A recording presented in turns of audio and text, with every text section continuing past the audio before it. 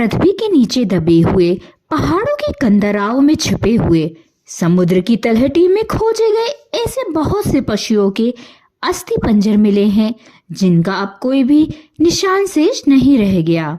वे कभी थे। आज से 10 लाख साल पहले पृथ्वी बहुत से सरीसृपों से भरी थी, सरकने वाले जानवरों से भरी थी। लेकिन आज हमारे घर में छिपकली के अतिरिक्त उनका कोई प्रतिनिधि नहीं रह गया है। छिपकली भी बहुत छोटा प्रतिनिधि है। 10 लाख साल पहले उसके पूर्वज हाथियों से भी 5 गुने और 10 गुने बड़े थे। वे सब कहाँ खो गए? इतने शक्तिशाली पशु पृथ्वी से कैसे विनष्ट हो गए?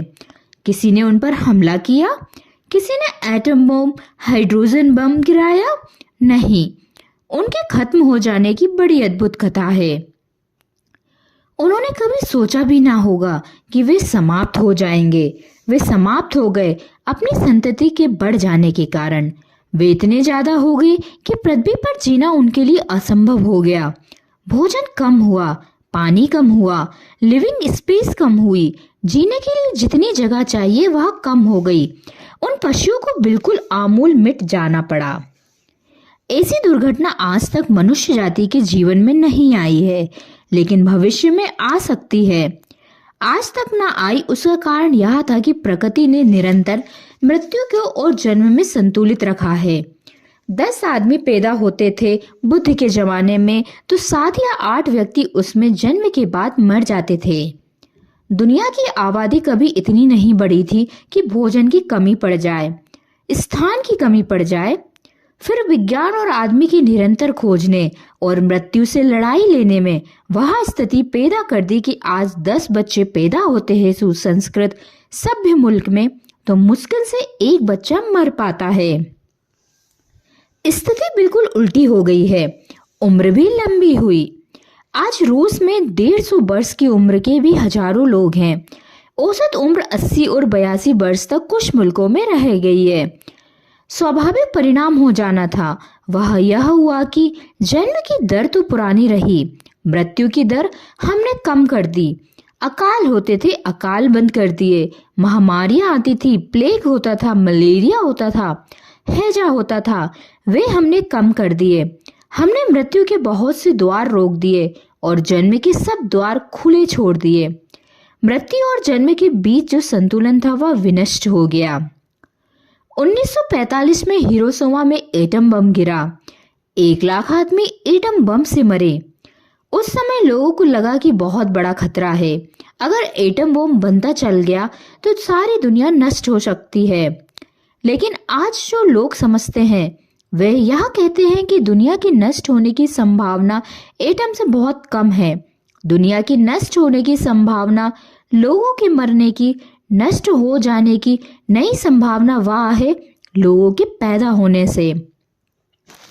एक एटम बम गिरा हिरोशिमा में, 1 लाख आदमी हमने मारे, लेकिन हम प्रतिदिन 1.5 लाख आदमी सारी दुनिया में बढ़ा लेते हैं। एक हिरोशिमा, 1.5 हिरोशिमा हम रोज पैदा कर देते हैं। 1.5 लाख आदमी प्रतिदिन बढ़ जाता है। इसका डर यह है कि अगर इसी तरह संख्या बढ़ती चली गई तो इस सदी के पूरे होते होते कोहनी हिलाने के लिए भी जगह पृथ्वी पर शेष नहीं रह जाएगी, और तब सभाएं करने की जरूरत ना होगी, क्योंकि हम 24 घंटे सभाओं में ही होंगे। आज भी न्यूयॉर्क या बंबई में 24 घंटे कोहनी हिलाने की फुर्सत नहीं है, सुविधा नहीं है, अवकाश नहीं है।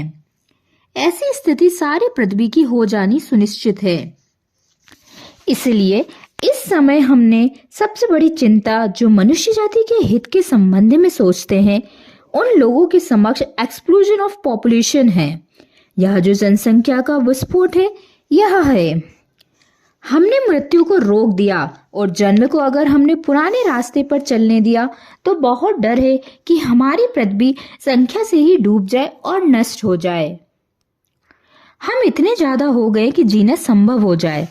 इसलिए जो भी विचारशील है वे कहेंगे, जिस भांति हमने मृत्यु को रोका उस भांति हम जन्म को भी रोके। हाँ, और जन्म को रोकना बहुत हितकर हो सकता है, बहुत महत्वपूर्ण हो सकता है, बहुत दिशाओं में। पहली बात तो यह ध्यान में रख लेनी है कि जीवन एक अवकाश चाहता है। जंगल में एक जानवर है, मुक्त, मीलों के घेरों में घूमता है, दौड़ता है। उसे कटघरे में बंद कर दे और उसका विक्षिप्त होना शुरू हो जाता है। बंदर है, मीलों की यात्रा करते रहते हैं। 50 बंदरों को एक मकान में बंद कर दे और उनका पागल होना शुरू हो जाता है। प्रत्येक बंदर को एक लिविंग स्पेस चाहिए, एक जगह चाहिए खुली जहां वह जी सके। अब बंबई में या न्यूयॉर्क में या वॉशिंगटन में या मॉस्को में वह लिविंग स्पेस खो गई है। छोटे छोटे कटघरों में आदमी बंद हैं। एक एक घर में, एक एक कमरे में 10-10, 12-12 लोग बंद हैं।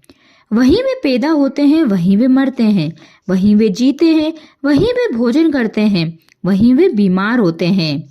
एक एक छोटे कमरे में 10-10, 12-12, 15-15 लोग बंद हैं। अगर वे विक्षिप्त ना हो जाए तो कोई आश्चर्य नहीं है। अगर वे पागल ना हो जाए तो कोई आश्चर्य नहीं है।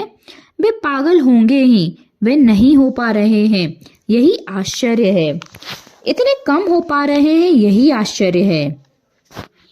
मनुष्य को एक खुला स्थान चाहिए जीने के लिए, लेकिन जनसंख्या अगर ज्यादा हो जाए तो खुला स्थान समाप्त हो जाएगा। हमें ख्याल नहीं है, जब आप अकेले एक कमरे में होते हैं तब आप एक मुक्ति अनुभव करते हैं। 10 लोग आकर कमरे में सिर्फ बैठ जाएं, कुछ करे ना, आपसे बोले भी ना, आपको छुए भी ना, सिर्फ 10 लोग कमरे में बैठ जाएं और आपके मस्तिष्क पर एक अनजाना भार पड़ना शुरू हो जाता है। अभी मनोवैज्ञानिक कहते हैं कि चारों तरफ बढ़ती हुई भीड़ प्रत्येक व्यक्ति के मन में एक अनजाना भार है। आप एक रास्ते पे चल रहे हैं अकेले, कोई भी रास्ते पर नहीं है, तब आप दूसरे ढंग के आदमी होते हैं। और अगर उस रास्ते पर 2 आदमी एक बगल की गली से निकल कर आ गए, आप फौरन दूसरे आदमी हो जाते हैं। उनकी मौजूदगी आपके भीतर कोई तनाव पैदा कर देती है। आप अपने बाथरूम में स्नान करते हैं, तब आपने ख्याल किया आप वही आदमी नहीं होते जो आप अपने बैठक घर में होते हैं। बाथरूम में आप बिल्कुल दूसरे आदमी होते हैं।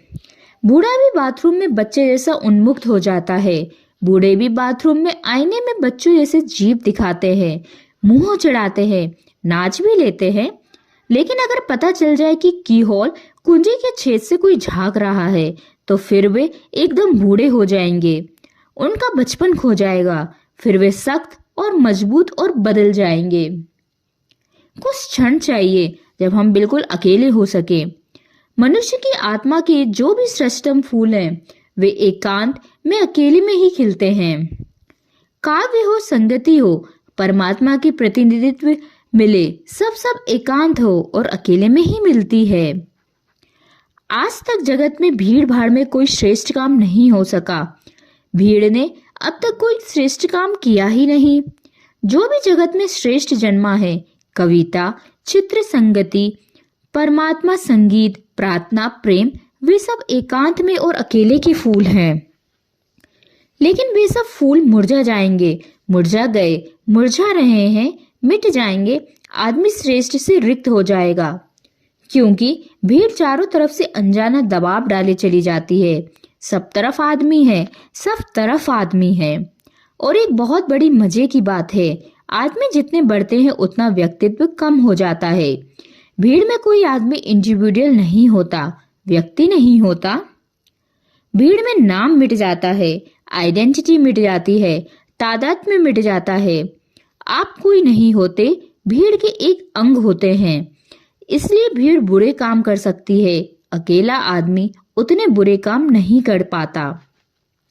अगर किसी मस्जिद को जलाना हो तो अकेला आदमी नहीं जला सकता, कितना ही पक्का हिंदू क्यों ना हो। और अगर किसी मंदिर में राम की मूर्ति तोड़नी हो तो अकेला मुसलमान नहीं तोड़ सकता, कितना ही पक्का मुसलमान क्यों ना हो। भीड़ चाहिए। अगर बच्चों की हत्या करनी हो और स्त्रियों के साथ बलात्कार करना हो और आग लगानी हो जिंदा आदमियों में, तो अकेला आदमी आग लगाने में बहुत कठिनाई अनुभव करता है। लेकिन भीड़ एकदम सरलता से कर पाती है। क्यों? क्योंकि भीड़ में कोई व्यक्ति नहीं रह जाता, और जब व्यक्ति नहीं रह जाता तो दायित्व, रेस्पॉन्सिबिलिटी भी विदा हो जाती है। तब हम कह सकते हैं हमने नहीं किया, हम तो सिर्फ भीड़ में सम्मिलित थे। कभी आपने देखा है, अगर भीड़ तेजी से चल रही हो, नारे लगा रही हो, तो आप भी नारे लगाने लगते हैं, आप भी तेजी से चलने लगते हैं। तेजी से चलती भीड़ में आपके पैर भी तेज हो जाते हैं। नारे लगाती भीड़ में आपका नारा भी लगने लगता है। एडोल्फ हिटलर ने अपनी आत्मकथा में लिखा है, शुरू में मेरे पास बहुत थोड़े लोग थे, 10-15 लोग ही थे, और 10-15 लोगों में कैसे एडोल्फ हिटलर हुकूमत तक पहुंचा, वह बड़ा अजीब कथा है। उसने लिखा है कि मैं अपने 15 लोगों को लेकर सभा में पहुंचता था। 15 लोगों को अलग अलग कोने में खड़ा कर देता था, और जब मैं बोलता था तो उन 15 लोगों को पता था कि कब ताली बजानी है। वे 15 लोग ताली बजाते थे, बाकी भीड़ उनके साथ हो जाती थी, बाकी भीड़ भी ताली बजाती थी।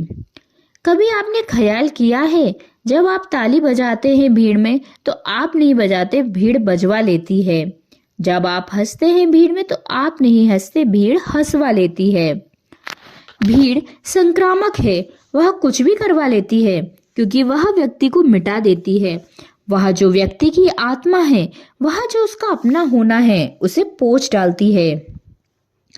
अगर पृथ्वी पर भीड़ बढ़ती चली गई तो व्यक्ति विदा हो जाएंगे, भीड़ रह जाएगी, व्यक्तित्व क्षीण हो जाएगा, क्षीण हुआ है, खत्म हो जाएगा, मिट जाएगा, बुझा जा रहा है। यही सवाल नहीं है कि पृथ्वी आगे इतनी भीड़ को लेकर जीने में असमर्थ होगी।